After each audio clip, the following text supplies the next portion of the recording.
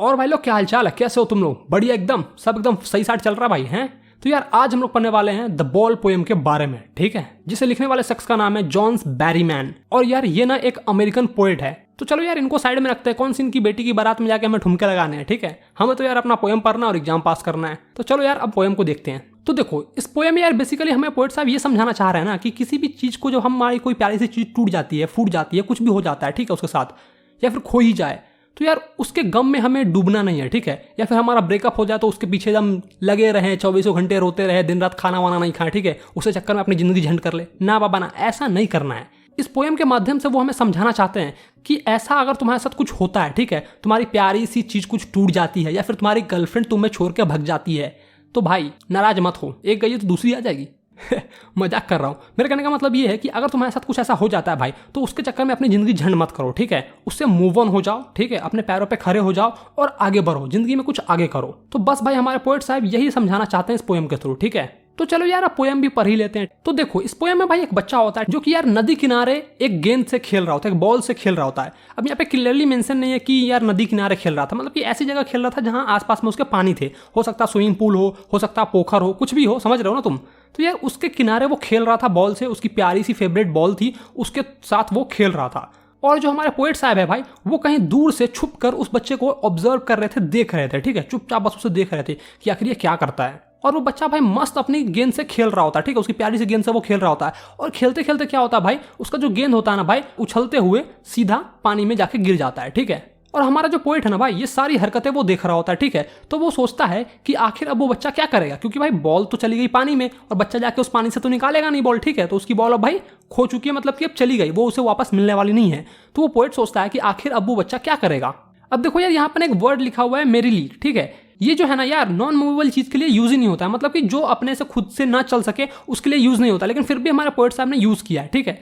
अब क्यों यूज किया मैं तुम्हें वो लास्ट में बता दूंगा। फिर ये पोएट सोचता है कि मैं जाता हूँ उस बच्चे के पास और समझाता हूँ कि देखो बेटा रो मत, ठीक है, ये बॉल चली गई तो चली गई, जान दो इसको, तुम्हारे पास दूसरी बॉल है तुम मुझसे खेल लेना। लेकिन भाई देखो इसका ना कोई फायदा नहीं है। अब यार मान लो तुम्हारी कोई प्यारी सी चीज टूट गई है, ठीक है, या फिर खो गई है, और तुम्हें कोई दूसरा बंदा आके कहे या फिर तुम्हारे माता पिता ही कहे कि बेटा ठीक है खो गई तो खो गई, क्या दिक्कत है, हम तुम्हें दूसरा लेके दे देंगे, तो तुम क्या मान जाओगे? नहीं भाई, क्योंकि यार हम ना उस चीज से ना इमोशनली कनेक्ट हो जाते हैं। और वो अगर गुम गई, टूट गई या फूट गई तो यार हमें बहुत दुख होता है। हमें उसके जैसा कोई दूसरा चीज नहीं चाहिए होता, हमें वही चीज चाहिए होता है, ठीक है, क्योंकि यार हम ना उस चीज से बहुत ही ज्यादा इमोशनली कनेक्ट हो जाते हैं। भले यार उससे अच्छी अच्छी चीजें मेरे पास खेलने के लिए हो, लेकिन जो हमारी प्यारी चीज होती है ना भाई, उससे हम इमोशनली कनेक्ट होते हैं, इसके कारण उसे हम लोग भूल नहीं पाते हैं, ठीक है। हमें सिर्फ वही चाहिए होता है और कोई दूसरा चीज नहीं चाहिए होता है। और सेम चीज हमें पोएट साहब भी समझाने की कोशिश कर रहे हैं कि देखो यार बच्चे को जाकर अगर मैं कहूं कि देखो बेटा ये बॉल तो चली गई है, दूसरी बॉल हम लोग ले लेंगे या फिर दूसरी बॉल तुम्हारे पास है तुम उसे खेल लेना, इसका कोई भी फायदा नहीं होने वाला है, क्योंकि उस बच्चे का जो भी इमोशनल कनेक्शन था भाई उस बॉल के साथ ही था, और अब वो बॉल जो है भाई पानी में चली गई है। तो इससे समझाने से कोई भी फायदा होने वाला नहीं है, ठीक है। वो बच्चा यार उस बॉल को देख के थोड़ी देर तक रोएगा, ठीक है, उसके बारे में सोचेगा और फिर अपने आप ठीक हो जाएगा भाई हैं। फिर पोएट साहब बताते हैं कि वो बॉल उसके लिए क्यों इंपॉर्टेंट था। मैंने तुम्हें बताया ना भाई, कोई भी चीज हमारे साथ ना इमोशनली कनेक्ट हो जाती है, ठीक है। तो यार वो बॉल सिर्फ पानी में नहीं गई है, बल्कि उसकी यादें पानी में चली गई है। हो सकता है यार उस बॉल के साथ उसने अपने, जब वो नया नया बॉल आया होगा तो भाई उसने अपने दोस्तों के साथ खूब खेला होगा उस बॉल के साथ, ठीक है, यार बहुत मजे किए होंगे उस बॉल के साथ उसने, और वो बॉल भाई अब पानी में चली गई, तो मतलब यार उसकी सारी यादें पानी में चली गई, ठीक है। और भाई ये जो यादें होते हैं ना, यही भाई हमें इस दोनों चीज के साथ यानी कि बॉल और उस बच्चे के साथ कनेक्ट करके रखती है। यही यादें जो होती है इन दोनों के सामने एक यार एक संबंध बनाकर रखती है, एक रिलेशनशिप बनाकर रखती है, ठीक है। अब देखो यार ये जो लाइन है ना बहुत इंपॉर्टेंट है, ठीक है।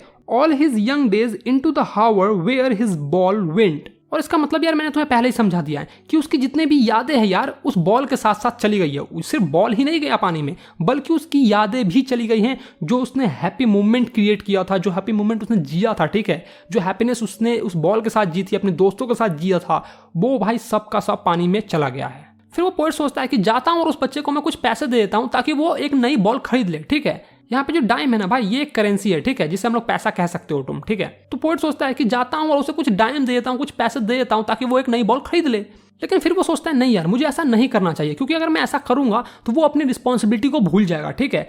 अब तुम सोच रहे होगी कि भाई ये कौन सी रिस्पॉन्सिबिलिटी की बात कर रहा है हमारा पोएट। अब देखो यार वो जो बच्चा है भाई उसके लिए वो बॉल बहुत ही इंपॉर्टेंट था, ठीक है, वो उसका सबसे प्यारा बॉल था, सबसे प्यारा गेंद था, ठीक है।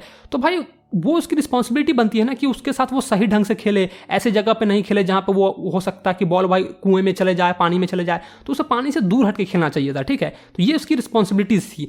अब वो बॉल चला गया तो चला गया, अब उससे उस चीज़ से मूव ऑन होना पड़ेगा, ठीक है। और वही चीज़ हमारे पोएट साहब भी समझाने की कोशिश कर रहे हैं कि वो उसकी रिस्पॉन्सिबिलिटी थी और उसने अपनी रिस्पॉन्सिबिलिटी को सही ढंग से नहीं निभाया, इसके कारण उसकी बॉल पानी में गई और अब उसे इस चीज़ का पश्चाताप करना पड़ेगा, ठीक है। और इतनी छोटी सी उम्र में उसने अपनी पहली रिस्पॉन्सिबिलिटी सीख ली है। People will take balls will be lost always little boy. इसका मतलब ये है कि भाई बॉल्स तो हमेशा खोएंगे ही खोएंगे, ठीक है। और सिर्फ बॉल्स ही नहीं बल्कि हमारी जिंदगी में ऐसे बहुत सारे मोड़ आएंगे जहां पर हमें किसी न किसी को खोना पड़ेगा, ठीक है।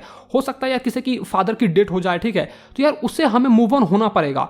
हो सकता है यार किसी की बंदी छोड़ के चली गई होगी या फिर उसका ब्रेकअप हो गया होगा, ठीक है। तो उस टाइम उसे ऐसा लग रहा होगा कि नहीं, इसके बिना तो मेरी जिंदगी ही नहीं है, इसके बिना कुछ भी नहीं है। लेकिन नहीं भाई, इसके अलावा भी हैं, तुम्हारे माँ बाप हैं यार, तुम्हारे पिता हैं, तुम्हारी यार पूरी की पूरी फैमिली है, तुम्हारे दोस्त पड़े हुए हैं पूरे के पूरे। तुम उस एक लड़के के चक्कर में अपनी जिंदगी बर्बाद नहीं कर सकते हो, ठीक है। तुम्हें मूव ऑन होना पड़ेगा। उसी तरह से भाई इस बच्चे के पास भी सिर्फ एक ही बॉल नहीं है जो चला गया, ठीक है। वो बॉल चली गई तो चली गई, क्या दिक्कत है भाई, दूसरी बॉल आ जाएगी, उससे खेलेंगे हम। फिर यार पोएट साहब आगे कह रहे हैं कि कोई भी उस बॉल को वापस से खरीद नहीं सकता है। मनी तो एक एक्सटर्नल चीज है, ठीक है, वो तो एक अलग ही मुद्दा है, पैसे की तो बात ही मत करो तुम। इस चीज को यार एक एग्जांपल से समझते हैं। मान लो यार किसी के फादर की डेथ हो गई है, ठीक है, पर्सनली मत लेना यार, मान लो कि किसी की फादर की डेथ हो गई है, तो क्या यार पैसा उसके पिता को वापस जिंदा कर सकता है क्या? नहीं कर सकता ना यार, ठीक है। अब यार उसके पिताजी मर चुके हैं तो वो चाहे कितना भी पैसा बर्बाद कर ले, कितना भी पैसा डॉक्टर को दे ले और डॉक्टर को बोले चल मुझे जिंदा करके दे, तो जिंदा थोड़ा ना हो जाएंगे उसके पिताजी? ऐसा थोड़ा ना हो सकता है भाई। तो भाई वही चीज हमें पोएट साहब समझाने की कोशिश कर रहे हैं कि उस बॉल को कोई भी चीज खरीद नहीं सकती है, ठीक है। पैसा एक अलग मुद्दा है, पैसे से हम उस चीज को नहीं खरीद सकते हैं। उस बच्चे के लिए भाई वो बॉल स्पेशल बॉल था, उसके ऐसा ही भले यार सेम टू सेम उसके जैसा तुम दूसरा बॉल लाकर उस बच्चे को क्यों ना दे दो, लेकिन यार नहीं, उसकी जगह वो नहीं ले सकता है ना भाई। अब यार तुम्हारी कोई भी फेवरेट चीज हो, ठीक है, वो गुम हो जाता है या फिर चोरी हो जाती है और पापा कहते हैं बेटा मत रो, मैं तुम्हें दूसरा ला के दे दूंगा, लेकिन फिर भी यार एक अंदर में दर्द होता है कि भाई वो जो था वो उसकी एक अलग ही बात थी, तुम नया ला के दे दोगे उसका मुझे कोई फायदा नहीं होने वाला है। फील कर रहे हो उस चीज को तुम? और अगर तुम फील नहीं कर पा रहे हो ना तो तुम भाई याद करो तुम्हारे साथ भी कोई ऐसा इंसिडेंट हुआ हो, कभी ना कभी ऐसा जरूर हुआ होगा, ठीक है। उस चीज को याद करो, उसके से रिलेट करो, तब तुम्हें फील हो जाएगा। और फिर पोएट साहब हमें बताते हैं कि वो बच्चा जो है इन सब चीजों को सीख रहा है, वो अपनी पहली रिस्पॉन्सिबिलिटीज को सीख रहा है। और अगर आज ये बच्चा इस बॉल के जाने के गम से उभर जाता है, ठीक है, मूव ऑन हो जाता है यहाँ से, ठीक है, अपने पैरों पे खड़ा हो जाता है वापस से, तो इसकी जिंदगी में आगे चलकर बड़े बड़े कांड होंगे और उससे भी वो आसानी से मूव ऑन हो जाएगा, अपने पैरों पे खड़ा हो जाएगा। तो देखो कुछ चीजें ना यार हमें जिंदगी सिखाती है, ठीक है, और हम उससे बहुत अच्छे से सीखते भी हैं और हमें सीखना भी चाहिए। फॉर एग्जाम्पल हो सकता है यार तुमने कोई गलती किया हो कभी अपने जिंदगी में, ठीक है, तो तुम यार उस गलती को दोबारा से नहीं दोहराओगे, ये मैं गारंटी लेके बोल रहा हूँ तुम्हें, ठीक है, क्योंकि यार वो ना तुम्हें जिंदगी भर याद रहता है, ठीक है, याद रहता है कि हाँ यार मैंने पिछली बार ऐसी गलती की थी, इस बार तो नहीं करूंगा पक्का। तो बस यार इस पोएम में इतना ही था, ठीक है, तुम्हारा पोएम खत्म हो चुका है। अब इस पोएम को यार सिर्फ एग्जाम के मुद्दे के लिए मत पढ़ो कि हाँ भाई मुझे एग्जाम में पास होना है। कुछ चीज़ों को यार फील करो, ठीक है, यही सब चीज़ें होती है यार जो तुम्हें जिंदगी भर याद रहती है कि हाँ भाई मैंने 10th में ऐसा सा पढ़ा था यार, मतलब तुम समझ रहे हो यार, ये ना तुम्हें आगे चल के कामयाब होने में यार तुम्हें ये सब चीजें हेल्प करेगी, ठीक है, ये सब चीजें तुम्हें याद रहेगी, ये सब चीजें तुम्हें फील आएगी। अब यार मुझे भी नहीं पता मैं क्या क्या बोले जा रहा हूँ, ठीक है, मैं इसके अंदर कुछ ज्यादा ही घुस गया था भाई, ठीक है। तो चलो यार कुछ पोएट्रिक डिवाइसेस के बारे में बात कर लेते हैं। तो तुम्हारा पहला पोएट्रिक डिवाइस है रेपिटेशन, ठीक है। तो देखो यार सबसे पहले लाइन में व्हाट है, फिर सेकंड लाइन में भी व्हाट है, यानी कि व्हाट यार 3-4 बार रिपीट हो रहा है, इसलिए यार ये एक पोएट्रिक डिवाइस है रेपिटेशन, ठीक है। दूसरा तुम्हारा है भाई इमेजरी, ठीक है, ये भी एक पोएट्रिक डिवाइस है। यार मैंने तुम्हें बताया था मेरली के बारे में, याद है तुम्हें कि मेरली जो है भाई नॉन मूवेबल चीज के साथ यूज नहीं होती है, ठीक है, वो किसी इंसान के साथ या फिर किसी बच्चे के साथ यूज होती है। देखा तुमने कभी कभी बच्चे खुशी के मारे कूद कूद के आगे आगे जाते हैं, तो उस चीज को हम लोग मेरली कहते हैं, ठीक है। लेकिन फिर भी यार हमारे पोएट साहब ने उस वर्ड को यार एक नॉन मूवेबल चीज के साथ यूज किया है, बॉल के साथ यूज कर दिया, ठीक है, तो ये भी एक पोएट्रिक डिवाइस है। और भाई तीसरा आता है हमारा एलिट्रेशन, जिससे यार तुम लोग सब वाकिफ हो, ठीक है, कोई भी दो वर्ड जब लगातार हो यूज होती है, ठीक है। No one buys a ball back, देखो यहाँ पर बायज, बॉल और बैक ये तीनों ही भाई लगातार यूज हो रही है, ठीक है, तो ये एक एलिट्रेशन में आ गया तुम्हारा, ठीक है, एलिट्रेशन पोएट्रिक डिवाइस हो गया तुम्हारा।